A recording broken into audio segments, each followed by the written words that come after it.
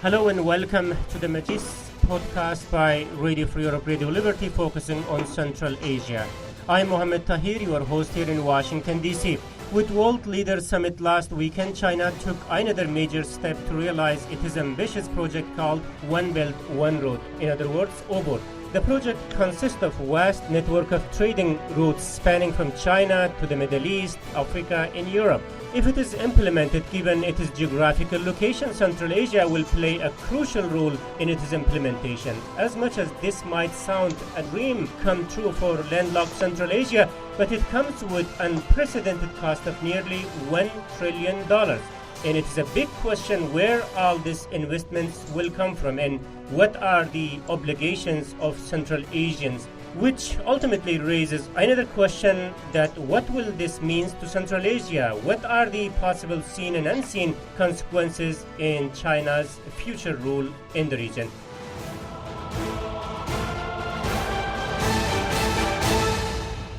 On today's Majlis, we hope to bring some clarity to these questions. To do so, I'm joined from Bishkek, Kyrgyzstan, Przemysław Ozirski, Deputy Director of Central Asian Strategic Center for Analysis, Dialogue and Development. From London, Dr. Rafael Pantucci, Director of International Security Studies at the Royal United Services Institute. From Spain, Nicolas de Pedro, Research Fellow at the Barcelona Center for International Affairs. And from Prague, Bruce Pannier, editor of Radio Free Europe, Radio Liberty's Central Asia blog called Kishlak Owazi. Thank you, gentlemen, for taking the time to join us today.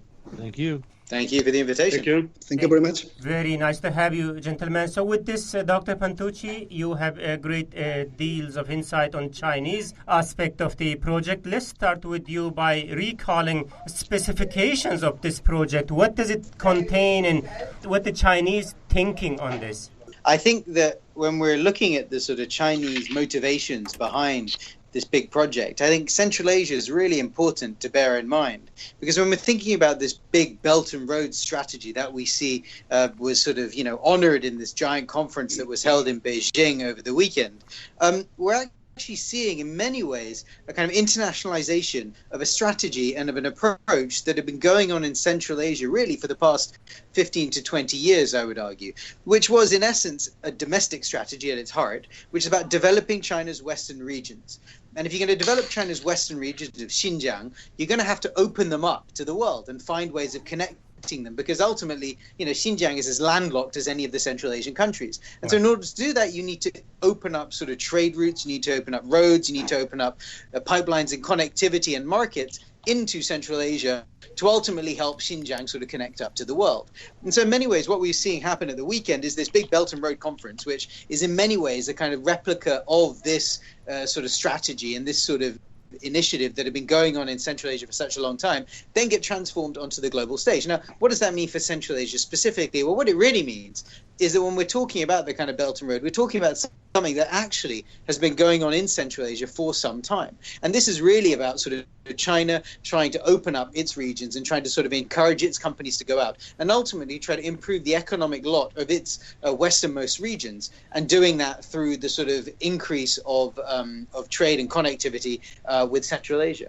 Trade and connectivity opening up these headlines that I get from your comments. So looking into this from Central Asian perspective, Dr. Ozirski, is Central Asians thinking matched with the Chinese vision of this project? I believe that is the idea of connectivity from the Chinese point of view. And if you look at the Central Asia and the OBOR, first of all, we need to understand that is the close neighborhood of China.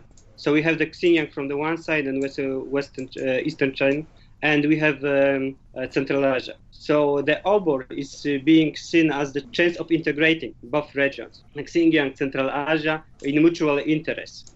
If we think about the Central Asia from the Chinese perspective, it's not only about opening roads, it's also about developing the region that is still very fragile, the region that needs much more investments to integrate within, internally, and provide secure environment for China in general.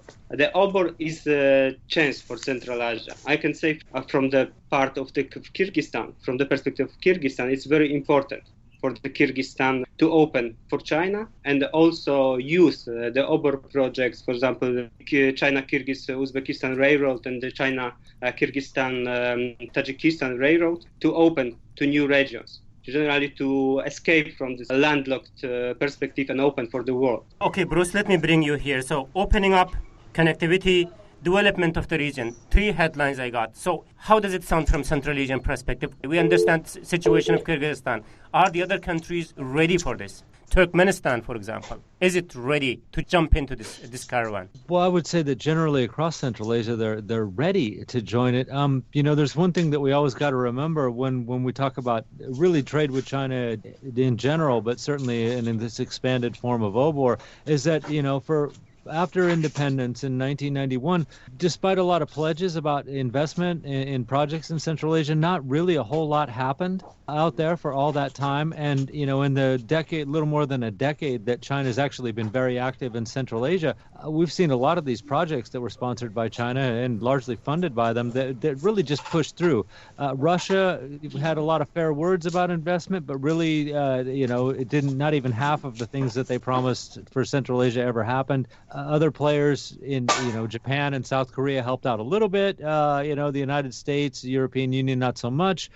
So for a country like Turkmenistan, say, where there really wasn't a whole lot of investment, you got China. Now they signed a deal for gas that they want to buy from Turkmenistan. They built 3 of the 4 pipelines, in just a few years' time. They're still not operating at full capacity, but they're there. And so for the Central Asians, I think they're locked in with China just because really that was the only option that was really financially working out all the time for them. They've had a lot of promises, a lot of pledges that didn't come to reality. But in the Chinese case, the money is there, and the projects, we see that they take off and they work and they're operating now. So I would say all of Central Asia would like to cooperate as much as possible without losing their sovereignty, obviously, with China. Let's imagine that they are ready, though I don't see how Turkmenistan is opening up for foreign investment. But on the other aspect of the topic, let me bring you Nicholas here. So this weekend's summit was huge with 30 heads of the state present. Obviously a big sign of political support. But what are the plans for the financing of the project? As I understand, we are talking about $1 trillion. Where the hard currency will be coming from? Well, that's the big question, right? It is unclear where the funding will come from. And this is really interesting, because Chinese are insisting on the idea that the project is neutral from a geopolitical and, if you want, from an ideological point of view. So there is no any Eurasian identity behind or Eurasian ambitions in the terms of identity or power projection. But on the other hand, the economic logic underlying the project is still unclear. It's pretty clear that if the infrastructure were already there, it would be interesting, basically to connect Western Europe with China. But if you have to invest all this, and if you don't have local ownership and the local transit countries are not necessarily ready, everything is pretty unclear.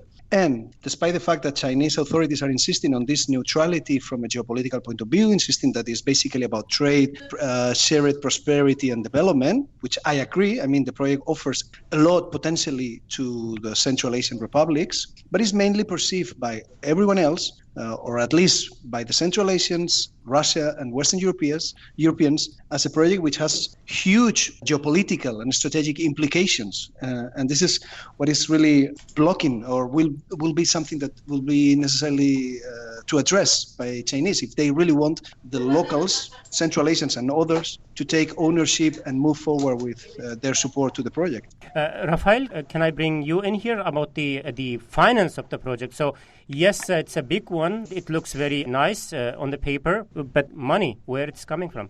So, the money, I think, is of course, ultimately, it's the money that talks, right?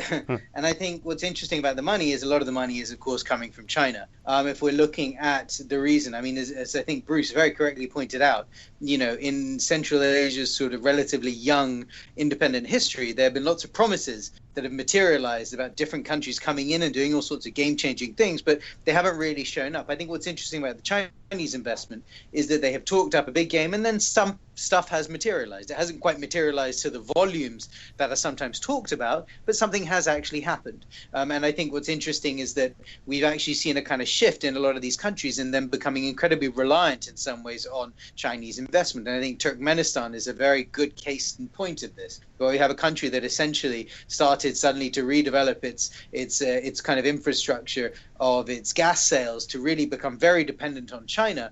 And then suddenly when China suddenly decided it didn't need actually all of this gas that it was sort of talking about, and in fact a fourth pipeline wasn't necessary, you suddenly see the Turkmen starting to get a bit concerned about the fact that they've really locked themselves in with a customer who actually, doesn't maybe want as much as they want, and you see a lot of activity happening in other directions. But in terms of the actual financing for this, a lot of this is coming from China, and it's coming from the Chinese policy banks. And the sort of biggest players in this regard are, of course, the China Development Bank and the China Exim Bank.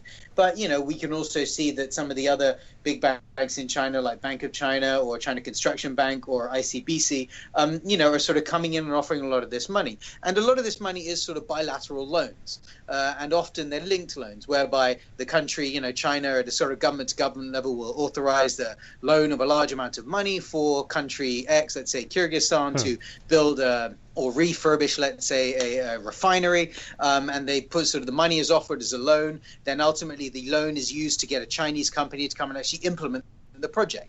And so what we have is these kind of linked loans. The other new interesting angle, which is sort of more an innovation that we've seen coming out under Xi Jinping in particular, because I think that sort of model that we'd seen before was where most of the funding was coming from, and it was something that was very much bilateral government to government, is the injection of the creation of the Asian Infrastructure Investment Bank, the AIIB, which is kind of China's contribution to the kind of world order of international financial institutions. And this was an initiative which, I think has got a lot of airplay and has got a lot of attention in the media as sort of the vehicle of how China is funding this big Belt and Road initiative. In fact, it's a bit of a kind of red herring, because if you look at the AIIB, it's actually not very large. And if you look at the sort of big amounts of money that are actually being injected by China into these countries, it's not being done through the AIIB, which is much more being constructed in the model of the kind of Asian Development Bank or something else. And so is actually a sort of more independent body, which is sort of being steered by China, but actually has a sort of border governance, a way of structuring it, of offering its loans and doing its projects, which is actually fairly independent of the Chinese government. A lot of the sort of major investments that we see happening into Central Asia are in fact bilateral government-to-government loans, or sort of loans by Chinese banks to Chinese companies to come and implement projects in third countries with sort of assurances and sovereign debt guarantees provided by the local government. But ultimately, it's a sort of an official kind of loan from the Chinese institution to either the government or directly to the Chinese company. Okay, let me put this very in a simple way. So lots of money coming from China, understood. So when you start building the project, like piece by piece, imagine if you are building a bridge in Tajikistan, or you are constructing an office building in Bishkek, or maybe a restaurant next to the road, or maybe port in Turkmenistan. So finance for these kind of projects will be coming from China, or Central Asians will be paying for that. Well, I mean, I think, look, in a lot of these cases, frankly, you're in a lot of the Central Asian countries that you're talking about, the country does not necessarily have the money. And I think what you're seeing in a lot of these cases is them taking on these loans from the Chinese authorities. And in some cases, you can see that these loans are being taken on with a certain level of care and attention. And, there's a thought to how we're going to pay it back. But in some Central Asian contexts, you do question about how ultimately that money is going to get paid back. I think the important thing we have to remember about a lot of this Belt and Road activity is that this is not a giant aid project. This is a very sort of commercially minded concept from the Chinese perspective. The money is offered at loans to these countries, and the loans, I've spoken to people at international financial institutions in Central Asia who will say that these loans are at fairly understandable rates, and it's sort of, they're not exorbitant, you're not getting gouged out of this. But there is a real question, I think, in some countries about how it is they're actually going to pay back some of these loans that they've taken on, and whether they're saddling themselves with a sort of burden of debt to China that's going to be very difficult for them to pay back. But I think there's sort of two sides to that equation, because you see, on the one hand, there's a question about how these countries are going to pay it back and what the sort of level of debt that they're giving themselves to China is. But on the other hand, you have to remember that in a lot of these cases, it's Chinese companies that are coming to implement the projects. And one of the other aspects we have to remember about this sort of project, about this vision in many ways, is that part of the idea from China's perspective is not only to sort of open up Xinjiang to the world, but it's also to encourage Chinese companies to go out and to try to keep some Chinese companies sort of busy and keep them sort of funded. So in some ways, while this project, there is a question about how the money will necessarily get paid back, there's a question in my mind about how much necessarily China is expecting to get back. And if in some ways they've already kind of achieved their goals with these in terms of getting their companies into these countries, in terms of building the infrastructure that they want to open up Xinjiang, and that's sort of achieving the goal. And then maybe if country X is unable to pay back the loan, well, they maybe will extract something else out of this country, a mining concession or something like that, or maybe they'll do what they've done in some African contexts, which is sort of write the debt off. Dr. Przemysław, let me bring you here, like what the Dr. Rafael was talking about. Like there are lots of buildings to be constructed, lots of things to be built yet before this project really implemented. That requires lots of money. And in case of Central Asian country do not have resources to build that, and which these days in bad economic conditions, this is the case in many countries in Central Asia. So China will be giving them loan to build, and then as a part of the condition, the Chinese company will come to build that project. So money will another way going back to China. Yes, it's good. It's a big project. Kyrgyzstan a part of that. It's a nice part of the story. But the other aspect of the story, are they discussed in public? Yes, it's discussed in public. Usually the discussion about, let's say, participation of the Chinese companies. They actually worked for their own loans. There's this huge discussion within the society. It's also politically motivated that it's not, don't give the employment for the local people, I would say. That is the easiest, let's say, explanation. Concerning the financing, there is also the question if it would be the scam, like African scam for investments for resources, and how it would be made, because it's normal in the case, I believe, in case of Kyrgyzstan, that some resources would be developed with China's help, with China's investments, and they could help to repay maybe some investments and guarantee some investment. I would say that if we look at the investment in Central Asia in general, in China, we see also the tendency from China that China is looking to share risk. So China not always want to take this 100% of the project, want to have investment from outside. And there's also the chance how from the Kyrgyz side is looking that China could could attract other countries to invest in Kyrgyzstan. So maybe like 50-50, 20-20. So like to divide the risk and divide cost of some long-term investments. There is also the idea of Kyrgyz China as a fund. Still, this would be like the fund that would cooperate, would stimulate cooperation between those two countries.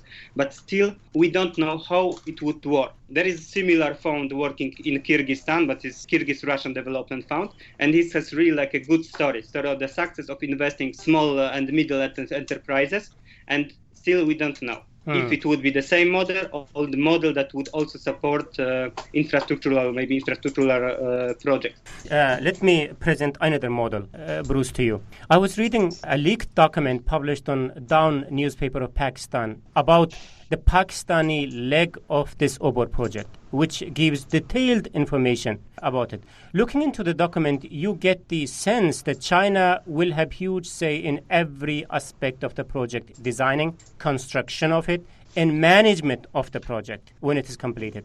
It talks about giving low-interest loans to Pakistan to build these projects. In the same paragraph, it says Chinese companies will have advantageous conditions to get into the market, sounding like they will lend money and they will provide the services and manage the project when completed. Is this sound a feasible plan for Central Asia? Well, depending on the project, I suppose to some extent that's already present in Central Asia.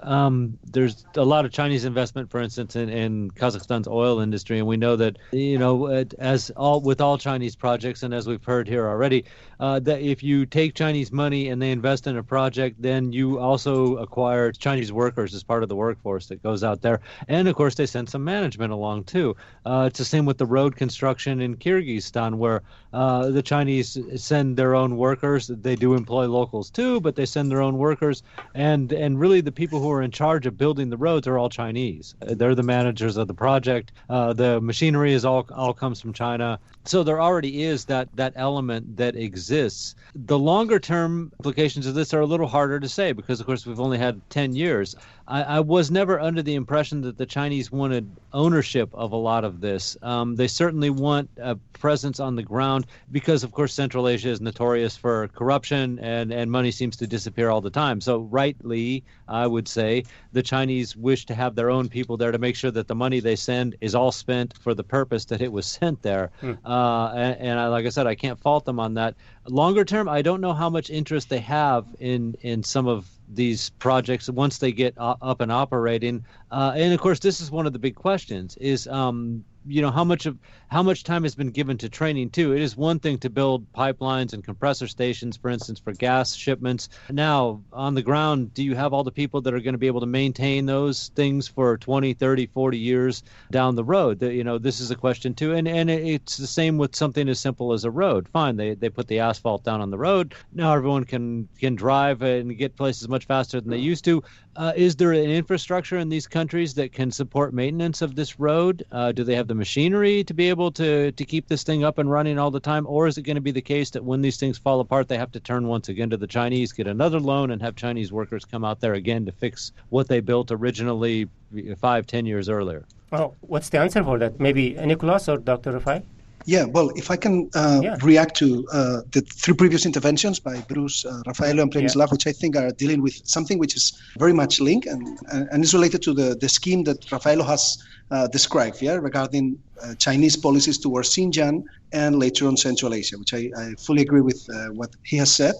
But the problem here lies on the fact that seen from Central Asia and now growingly also from Pakistan, what they fear is that this project, which has been extremely successful, or these policies have been extremely successful regarding the transformation of Xinjiang and opening up the region, developing the region and all that, but particularly Central Asians, and it's pretty clear when it comes to Kyrgyz and many Kazakhs, what they fear is to face the same fate of the Uyghurs, because this project, as you know, has basically benefited, or at least the Uyghurs don't feel that they have benefited as much as other, particularly Han Chinese in China. And so there is some sort of paradox here in the sense that the Chinese policies have been extremely successful in Xinjiang, but at the same time, the level of unrest among Uyghurs is probably higher than ever before. And this is connected to what Przemysław was saying regarding the compatibility of this project with, for instance, the Eurasian Union or any others. And we have to keep in mind that when the Eurasian Union, or at least the customs union, was established, one of the reasons or one of the logics behind was particularly and precisely to prevent or to face the Chinese competition, because the Central Asians and also Russia, they fear Chinese competition, and this is very much an issue that should be considered when we think about the feasibility and the prospect of this project.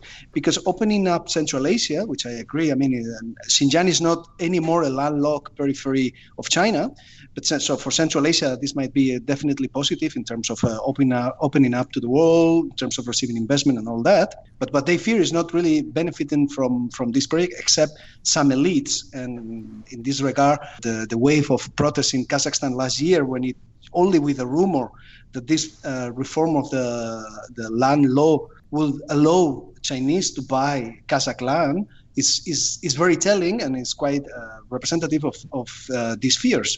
And regarding Pakistan, there's growingly a similar pattern, and there is a growing concern among some sectors in Pakistan, and now they are calling the China-Pakistan Economic Corridor as a sort, I mean, it was today or 2 days ago published an interesting article in one Pakistani newspaper calling this project, the China-Pakistan Economic Corridor, as a sort of new East India company, basically meaning that the pattern is a very colonial pattern. Obviously, I brought the Pakistan example because there was a document that we could look into that there is obviously a serious concern in Pakistan about increasing Chinese involvement. In the document, they are talking about Chinese companies getting involved in the agriculture sector, harvesting their own plants, and then building up fertilizers. I don't see a Central Asian farmer has the chance to stand against if this is the true picture of the project. I mean, if I could come in, because I think you're raising some really interesting points, and I think you're getting to the nub of what I think the Chinese are confronting in terms of the problems going forwards, be it in Pakistan or be it in Central Asia. I think we have to look at this in another way. So I think in the first instance, an important aspect to remember is that I don't think this has all been very centrally planned out from Beijing. I think what's fascinating in many ways, and again, I look into the case of Central Asia, I'd argue that what's been happening has been happening for about 15 to 20 years. And it happened in a sort of natural way, in the sense that there was this huge push to develop the West, because the Chinese thought that they needed to develop their Western regions. And so the investment and the attention was really in Xinjiang. But then there's no kind of logic to developing Xinjiang if the regions around it aren't. And so then you see this sort of force going out. And so what you end up seeing is something that sort of happens by force of this sort of economic geography within the country that sort of then spills over into the borders. But then I don't think you ever saw any of this central planning happening in Beijing about what this meant. What is the consequence of when you as a country go into a country like Kyrgyzstan or Tajikistan and become suddenly, within the space of a short period of time, the biggest sort of economic player in this country? That has consequences. It has political consequences. And I don't think that Beijing has really sat down and thought through what does that actually mean, and then how do we address this? And so in many ways, what I think you're seeing here is, I think the colonial example is always a very loaded one, but it's actually one that I think you could argue is sort of, you could see how it's moving in that direction, but I don't think it's moving in that direction necessarily in a totally well-formed, preconceived way from Beijing's perspective.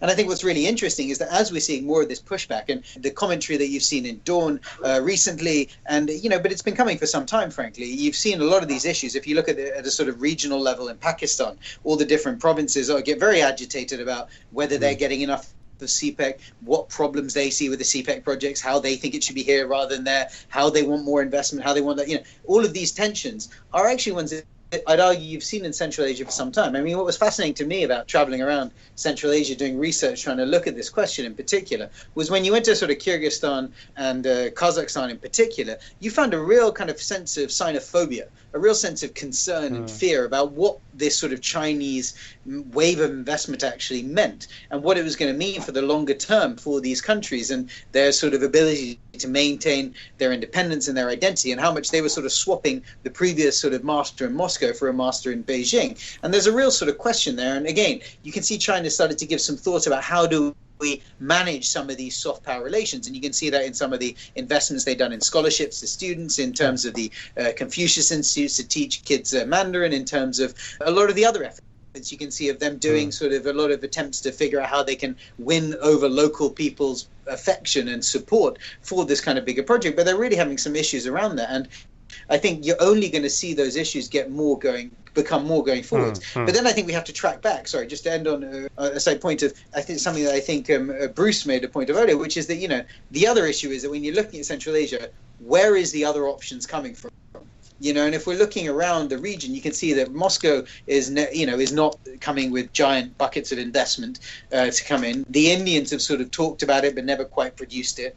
The Japanese and the Koreans, South Koreans, are interesting because there is some evidence of activity happening there. But really, these are countries that are sort of limited by their options, and they need the investment and they need the support. And if they don't want it to just be sort of IFIs, which come with all sorts of baggage and, sometimes are quite difficult to actually secure, then, you see China as a very sort of tempting option, and you'll see them default go to it and accept it because there is kind of an absence of other options necessarily on the table. Yeah, obviously this is an interesting option, but what is the cost of this option? So we will continue the discussion on this topic after the short break.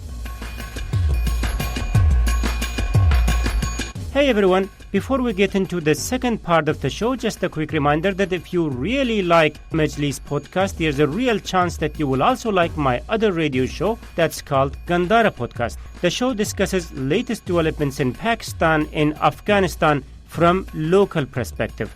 And the podcast is published in every second week on Radio Free Europe, Radio Liberty's Gandhara website. It's a totally must-follow discussion for foreign policy nerds with interest in the region. Let me recap the discussion that today on the Majlis, we are joined by Przemysław Ozierski, Deputy Director of Central Asian Studies, Center for Analysis, Dialogue and Development, Dr. Rafael Pantucci, Director of International Security Studies at the Royal United Services Institute, Nicolas Di Pedro, Research Fellow at the Barcelona Center for International Affairs, and Bruce Pannier, Editor of Radio Free Europe, Radio Liberty's Central Asia blog called Qishlaq Owazi. I'm Mohammed Tahir, host of the Majlis here in Washington, D.C. To continue the discussion with China's giant trade project, OBOR, possible impact on Central Asia. Yeah, it sounds a dream plan to hook up with major markets for Central Asians, but there are serious implications and questions and one of them is security. And again, I'm referring to that document which was published in Dawn newspaper in Pakistan. So we understand that majority of the investment is coming from China, and China will be interested to have those investments secured, protected. In that sense, they were, with the Pakistani authorities, they were talking about how to secure those investments, how to plan for the security arrangements for that. And within that phrase, they are even talking about creating safe cities, safe zones. So what kind of arrangements is there in Central Asia? What are the potentials to arrange the security of those investments which will be coming from China, Bruce? I mean, this is a huge and important question. There's no doubt about it. Obviously, the Chinese would like to think that when they're investing many billions of dollars into a region, that it's going to be well protected, and they won't have any problems with this. How far are you willing to go if you're in Beijing to protect these projects? That is a big question. Certainly, they wouldn't use their military for something like this. Now we know. From earlier this year, there was reports that they'd hired a firm, which I believe was called Frontier Services, but it's run by the same guy who founded Blackwater in the United States. So they have hired a private security firm, and in this case, they're supposed to set up an office in Xinjiang, which will be responsible for China's overseeing and recommending security procedures for operations in Kazakhstan and Uzbekistan, for instance. But this is a huge question about what. How far are they willing to go to protect some of these, with oil pipelines, gas pipelines, things like that are running from Central Asia, which they need. But what happens if something starts to, the stability factor kind of decays in some of these countries, and how far are they willing to go? Especially since, as we've heard, there's this xenophobia that's going on now in some of these places too. People would rather see less Chinese than more, and if you have to introduce Chinese security guards, which, for instance, we know work in Turkmenistan at the Galkanish field. You can't have such a very high profile. That's one of China's successes in Central Asia in general, is that as much as possible they've kept a real low profile. So I'm not really sure what the answer is to how you secure these kind of investments, not for China. Dr. Przemysław, so how far Central Asians will be open to the idea that Chinese will be coming to secure or providing protection to the investment that they will make in Central Asian countries? I agree that there is a certain level of Chinophobia in Kyrgyzstan, and even we could look in the history and in the great epos Manas. But all the investment, actually, there is a problem inside Kyrgyzstan with the governance, with the security sector, and how it would secure the investment, not only China's investments, but any other foreign investment, generally about the climate, investment climate in the country. If there would be some private companies securing, I guess, and I'm sure that Kyrgyzstan would not allow for the private companies working openly to secure Chinese investments. On the other hand, Kyrgyzstan could welcome, I would say, the cooperation with the STO in anyhow, somehow, because the main threat, security threat for the Chinese investment, it's from terrorism. China is identified such threat as a threat from the Uyghur minority and some members of this minority involved in terrorist activities. Interesting. Dr. Przemysław, you mentioned the possible role for the Shanghai Cooperation Organization in this. Do you think that is a possibility, Nicholas? Well, so far it's unclear in the sense that when it comes to security, the contradictions are even more striking and evident, because at some point China will need to take a bigger role when it comes to security and this stuff. But at the same time, Central Asian countries plus Russia are reluctant to this role because there is some sort of distrust in the long-term Chinese policies and ambitions. So it is unclear. Also because Russia wants to retain this leading role when it comes to security and particularly in the military domain. But yes, they face this common threat of terrorism coming from mostly Afghanistan, South Asia, and this shared concern. But on the other hand, and I fully agree with what Przemysław has said regarding the differences between Pakistan and Central Asia. And in Central Asia, if we talk about security, very likely the conflicts are not, or the main threats are not going to come from transborder terrorism or maybe, and definitely not conventional threats. So it will be related to domestic issues, more related to governance and other issues. And there, China has still a very narrow-minded approach, like the local regimes, but then it's unclear whether it will be a provider of security or unsecurity for the Central Asian citizens, not the regimes. The regimes is a different story. But if we talk about the people of Central Asia, then it's unclear. And as Bruce has said, there is probably an exaggeration, but an overstated and not based in facts. But there is this xenophobia in the region. It's very clear in Kyrgyzstan and Kazakhstan. Let's remember that any time when there are riots and problems in Kyrgyzstan, all Chinese interests tend to be one of the main targets for several reasons. And anytime that there is a significant presence of Chinese workers, both in Kyrgyzstan and sometimes even in Tajikistan, this triggers concerns and anger among locals, because they think that they cannot really compete not only with the workers but mainly with the Chinese companies. Interesting. Dr. Rafael, we were talking about the security thing. Now, look at this picture from Central Asia. China taking front seat in the investment.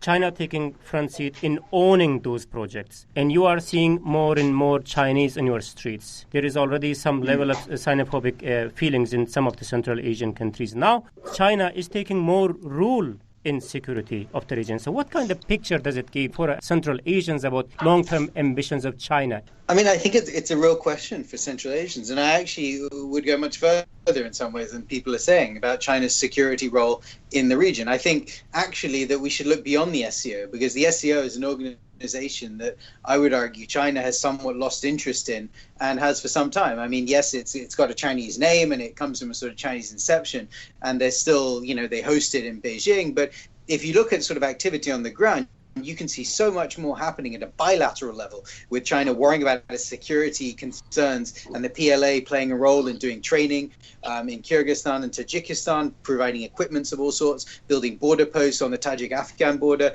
having Chinese soldiers that are increasingly showing up in all sorts of odd places. To even if we look at the SCO, where we can see an organization that, while rhetorically is very much focused around counterterrorism and focused around these security questions, but actually for many of the reasons that other colleagues have already sort of outlined, in terms of tensions within the organization, in terms of Uzbekistan not liking multilateral formats, preferring bilateral, and so sort of blocking any initiatives there, in terms of Russia being worried about it sort of being displaced. We can see that the SCO actually hasn't done a huge amount in terms of delivering, answers to security problems regionally. And so what you've seen is China kind of move beyond that. And so we saw late last year the creation of this QCCM, this quadrilateral coordination and cooperation mechanism, which was an organization established at a Chinese initiative of a sort of between the PLA, between the sort of the chiefs of army staff of China, of Afghanistan, of Pakistan and Tajikistan, and it's very much focused around sort of China's concerns in those countries and the sort of threats that they see, and that little border area that sort of goes around the Wuhan corridor that they all sort of share.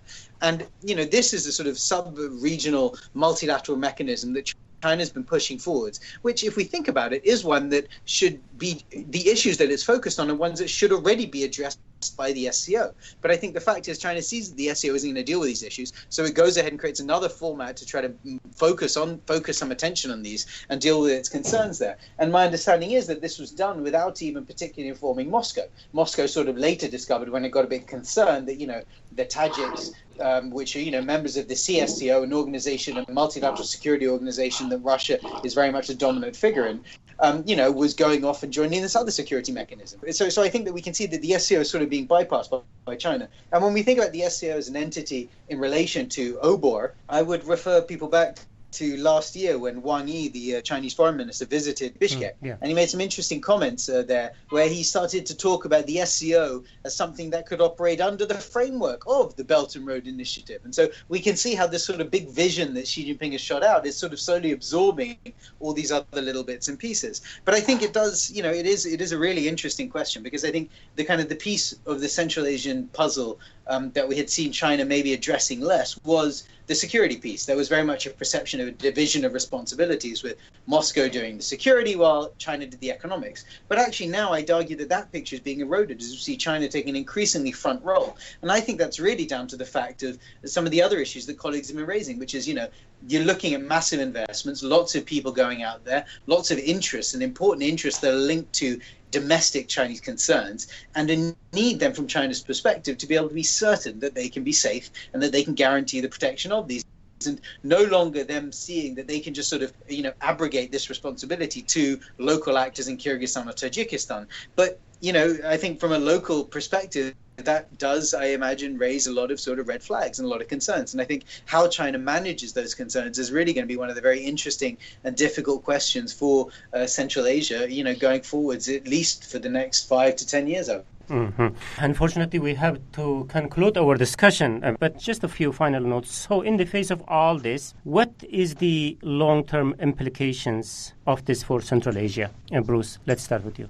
Well, it's going to change from country to country, but certainly in the case of Kyrgyzstan and Tajikistan, they're going to end up incurring crippling debt, which they probably will never be able to pay off. I don't know how much China would be willing to write off for them, but it might be the same situation for Uzbekistan and Turkmenistan in the long run, too. Kazakhstan is probably in shape where it can take these loans and get them back, but the durability of some of these infrastructure projects that are already built or are being built in Central Asia is a big question. Will they last without huge investment in the future? And can these countries pay back the money that they're taking loans from China's Exim Bank and the China Development Bank? And right now I would say no. And a lot of these projects, even with the best intentions, probably won't be money makers. So it's not a question of the Central Asians. In the case of the Turkmenistan pipelines, for instance, China's getting paid back because part of it's being paid off in the gas.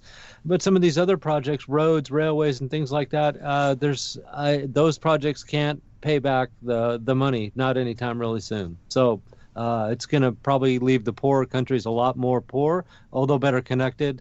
And even the rich ones will be better connected, but probably not as well off financially as they think they're going to be. Okay. Dr. Przemysław? I would be much more optimistic. Okay. And I believe that China cannot just simply ask return debts, let loans, and would consider that this is close neighborhood, that this area, this region must develop and develop in a way that would be beneficial for China, not only for economy but also for security. And also we need to remember that it's not only about infrastructure such as railroads. It's also, there are different projects. There's digital Silk Road, digital Kazakh, that could simply change the way we think about the economies of those countries and for the economy of Kyrgyzstan, and move the countries forward with modernization, with certain modernization. So I would finish more optimistically for the project. Just a counterpoint to yours, Dr. Przemysław. My understanding of China is that it will ask every penny it gives to anyone. Perhaps, Dr. Rafael, you might have better understanding of China. So what's your take? So, I think the real question here is how the Central Asian countries and governments in particular manage these investments. Do they do it in a way where they kind of end up becoming very supplicant and supine to these, to China, or do they find a way of taking advantage of this investment? I think ultimately they have to think about this really as a commercial enterprise, and this is something that China is doing clearly for its own interest. All countries do things in their own interest at the end of the day, but how can you harness that to find a way of taking advantage of it for yourself? Ultimately, there's countries that need the investment, they need the support, and so if they can find ways of making sure that they establish red lines, that they establish that there is a local benefit, that there are locals who are being trained up, that they are building infrastructure that is really helping the country, not just helping China, then I think that they're going to potentially be able to really come out of this in a very positive way. Okay. But it will require a lot on them being able to manage that, and a lot on governance locally being able to find ways of pushing back and of managing these investments. Mm-hmm. Okay, final point, Nicolas. So do you see this is really happening? This project is really happening. I'm not able to have a clear say on that, but definitely if we look at the last 25 years in Central Asia, there are clearly two main vectors of transformation and two big new things. And one was clearly the role of China, the opening up of China and the relationship with China and the presence of China, which is growing dramatically. And this project is a clear example of that. And the other one is the growing but steadily growth of the role of Islam at the cultural level, social level, and let's see if political. So these are the two vectors that we will be looking at when we look at the region in the mid to long term. And definitely the role of China is going to be a key when it comes to the future of Central Asia. But I think still the local developments and when it comes to the local regimes will be really the the key factor shaping the future of Central Asia. Okay. Thank you very much for insightful comments. Nicolas De Pedro, Research Fellow at the Barcelona Center for International Affairs. Dr. Przemysław Ozierski, Deputy Director of Central Asian Strategic Center for Analysis, Dialogue and Development. Dr. Rafael Pantucci, Director of International Security Studies at the Royal United Services Institute, and Bruce Pannier, Editor of Radio Free Europe, Radio Liberty's Central Asia blog called Kishlock Owazi. Thank you very much for your time and thoughts, gentlemen. Thank you. Thank you very much. Thank you. Thank you. Thank you. And this is it from me, Mohammed Tahir, host of the Majlis, Radio Free Europe, Radio Liberty's Central Asia podcast. Until next week, bye-bye.